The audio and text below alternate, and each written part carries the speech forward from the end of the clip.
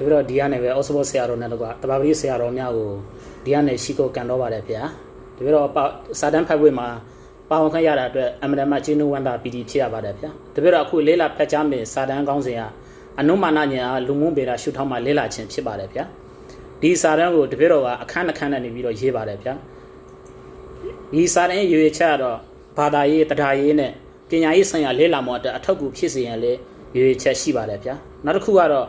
တရားတရားနေပါလာတော့အခါယတနာ၃ပါးပေါ်လူတို့သည်ပြစ်တင်စော်ကားမှုမှရှိလာနိုင်သည်ကိုဖြည့်ရှင်းနိုင်စေရန်အတွက်ရွေရပါတယ်ဗျာနံပါတ်2ရဲ့ဒီရွေချက်မှာကတော့ဗြဟ္မဇာလတုတ်မှနေပြီးတော့လာတဲ့တုတ်ပိယပရဘေရဲ့ဒီယတနာ၃ပါးကိုရဲ့အဖြစ်တွေကိုပြောဆိုတာတွေကိုပြစ်တင်တာတွေကိုကြီးပြီးတော့တပြည့်တော့ဒီကိုစာတန်းရွေချက်မှာဒါလေးကိုထည့်တာဖြစ်ပါတယ်ဗျာဘာလို့ဆိုတော့ဒီစာတန်းမှာကတပြည့်တော့တို့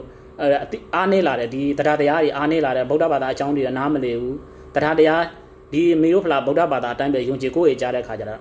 ဖရာတရားတန်ခါယတနာ၃ပါးအပေါ်မှာနေပြီးတော့စော်ကားတာတွေပြစ်မှားတာတွေဖြစ်လာတဲ့ပေါ့နောက်ပြီးတော့ပိဋကတ်တွေအပေါ်မှာနေပြီးတော့အပြစ်မြင်တာတွေပေါ့ဒီလိုပုံစံမျိုးတွေဖြစ်လာတတ်တာဖြစ်တာတပြည့်တော့ဒီစာတန်းကိုဒီရွေချက်နှစ်ခုနဲ့နေပြီးတော့ရေးရခြင်းဖြစ်ပါတယ်ဗျာဒါကတော့တပြည့်တော့ဏိဒန်းဖြစ်ပါတယ်ဗျာလူမှုဗေဒဆိုတာပါလေလူမှုဗေဒဆိုဒီမှာလူအဖွေးစေလူမှုဆက်ဆံရေးအဖွေးစေများနဲ့လူမှုဖြစ်စေများကိုစနစ်တကျလဲလာတော့တက်ပြပညာရတစ်ခုဖြစ်ပါတယ်ဗျာ၎င်းဒီလူတွေဘယ်လိုစုစည်းဖန်တီးကြတယ်လဲထိုဖွေးစေပုံတွေကလူတွေရဲ့ဘဝကိုဘယ်လိုပြန်လဲပုံဖော်ပုံစားတာတွေကိုနားလေရင်စူးစမ်းတင်တယ်အနုမာနဉာဏ်ဆိုဒီမှာထင်ရှားတိတာတော့အရာမှတဆင့်မမြင်ရတော့လေချစ်ကပ်နိုင်တော့အရာကိုဆင်ခြင်းဆွေးနွေးရဲ့မန်းစားရဲ့တိချင်းဖြစ်ပါတယ်ဗျာဒီအနုမာနဉာဏ်ဒီသမုဒ္ဒိအတိအရိယအတိတို့နဲ့မတူပဲချစ်ကပ်တိချင်းဖြင့်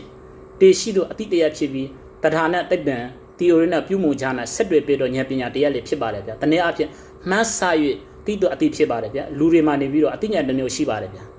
ထိုဉာဏ်တစ်မျိုးမှာပစ္စက္ခဉာဏ်နဲ့အနုမာနဉာဏ်ဟူရဖြစ်လေသည်စားဘူးလေးအတွင်းမှာစားပွင့်လေးတဝင်းအောင်ယူရရှားပေါ်တွင်တင်ကြီးလျင်ငံတော့အရာတာကိုခံစားရပြီးတော့ထိုကြောင့်စားသည်ငံဤဟူသောကိုတွေ့တရားတနည်းအားဖြင့်ပစ္စက္ခဉာဏ်ဖြင့်တိခေလေးစားဘူးလေးအတွက်ကျန်ရှိနေသည့်စားပွင့်လေးအလုံးအားရှားဖြင့်စမ်းသပ်စရာမလိုပဲငံတီဟူ၍တီးလေတော့ဒီကျုံသွဲတဲ့မြအမှန်တန်အခြေခံရတုံးတက်စဉ်းစားတွေးခေါ်သိရှိတော့အတိတရားဖြစ်ပါတယ်ဗျာဆိုလိုချင်တာကကိုညံမမီတဲ့အရာ